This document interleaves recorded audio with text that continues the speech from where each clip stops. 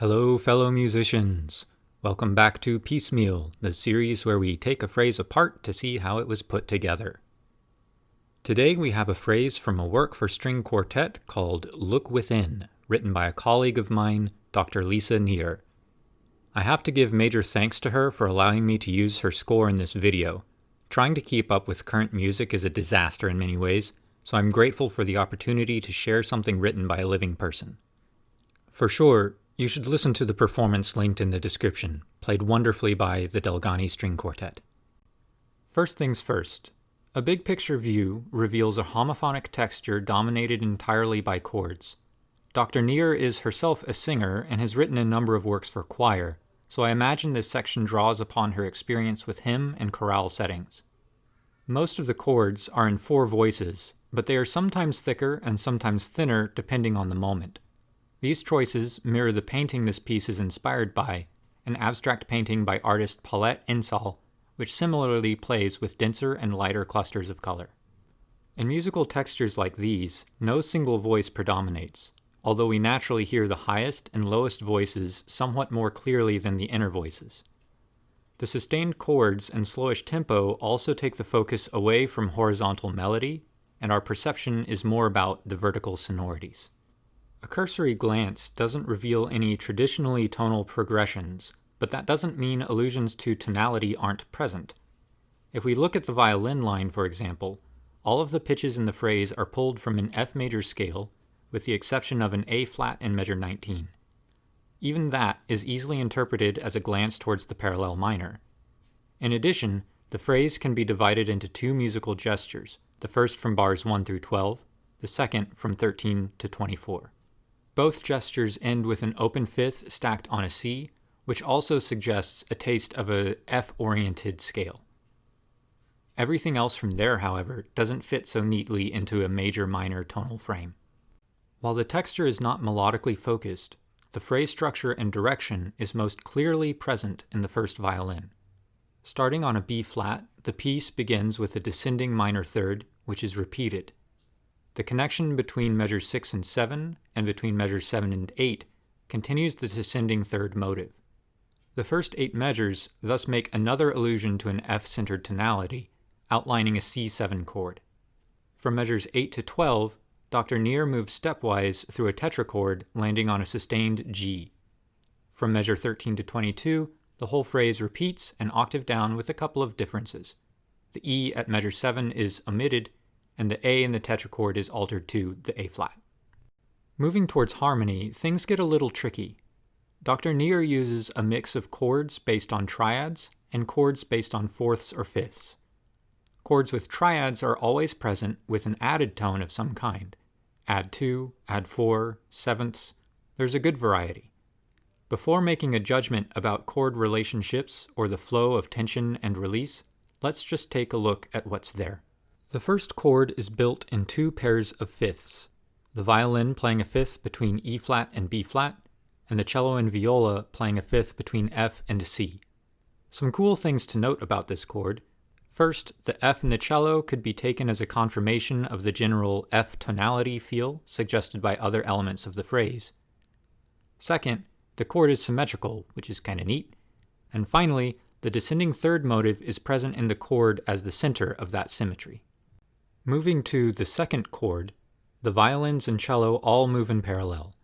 The viola, however, decides to be a viola and only moves by step. Taken together, you could maybe say the chord is a G major add 4. Measure 3 repeats the first chord but adds two tones, an A and a doubling of the F. Worth noting is the redistribution of the chord tones among the instruments, with the second violin and viola swapping the C and E flat. The fourth chord also mirrors the second by containing the notes of a G chord, but instead stacks the voices entirely in fourths above the cello's B. The next few measures feature chords that are more triadic in nature. Measure 7 contains a C sharp minor add 4, with all the voices moving in parallel to an A minor add 4. The parallel movement continues, mixed with oblique motion in some of the parts, with a C minor 7 add 2, a D minor 7/C, and finally a G minor add 4 again. The voicing of all of these chords emphasizes clusters of seconds in the lower registers and arranges triadic elements in inversions. This combination helps disguise the sound of tertian harmony. In addition, chords are used by their type without being tied to any particular key, creating a good deal of chromaticism. Nevertheless, the progression has some feeling of familiar direction because it follows the arc of a melodic line built around a diatonic F scale. Also giving the phrase some shape, while the chord movement from measure 8 is largely stepwise, when they are rearranged into root position, we find the chords of measures 7 and 8 follow a circle of thirds, and in 9 through 12 a circle of fifths. I admit I was a little surprised to see what is basically a 2-5-1 progression here because the chord voicing doesn't make the common sequence at all obvious. It's also kind of cool to see this D pass between the different instruments, which gives measures 9 through 11 a cohesion amidst the dense colors. After the open fifth in the cello, Dr. Neher repeats pretty much the same material from measures 1 through 6, with a couple of omissions and an octave down. It's a good moment to hear how the feeling from the same chords can be quite dramatically altered by register. A couple of interesting things happen at the analogous point of the phrase. The second violin at this point has reached the bottom of its register. Rather than drop it or find a way to give its line to the viola, Dr. Neher allows it to settle on the open G and stay there as a pedal point. The first violin's continued descent creates an increasing tension until it reaches its own open G. The viola and cello, for their part, reverse direction and begin ascending in contrary motion against the violin line. The first chord of measure 18 is a little ambiguous. There's a clear stacking of fifths between the cello and first violin, with a stacking of fourths between the first and second violin and between the viola and cello. It could maybe be labeled a C minor 7 add 4, but I think as composers it's better to understand the continued use of chordal harmonies and to see how the complex structure was arrived at by voice leading. Hiding in the melody is an implied move from the G to an F, which we do get, but in the cello instead of its expected place in the violins. The chords from here are relatively straightforward. A G half diminished in second inversion, a D flat add sharp 4, and a cluster of major seconds outlining a major third on E flat. The pitch content all points towards F minor, with B, E, A, and D flats. The phrase ends with the open fifth on C again, doubled in the violas, and then in the violins as a fourth 2 octaves higher. That brings us to the end of it then. I want to finish with a note about how this whole introduction is chock full of pretty traditional stuff, which are blurred by rich added harmonies and voiced in ways which disguise their triadic content. When these are interspersed with quartal and quintal harmonies, it becomes increasingly difficult to pin the source of the material to any familiar scale. The length of time each chord is held also works against hearing this sequence as a progression, our ear tending to hear each chord as its own separate event.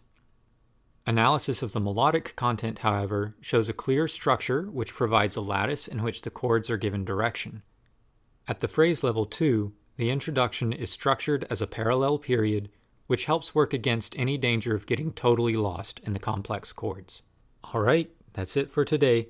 I hope you found it interesting to look at something written very recently, and that this video might help give you some idea of how to start looking at other similar works. Thanks for stopping in. I hope to see you next time.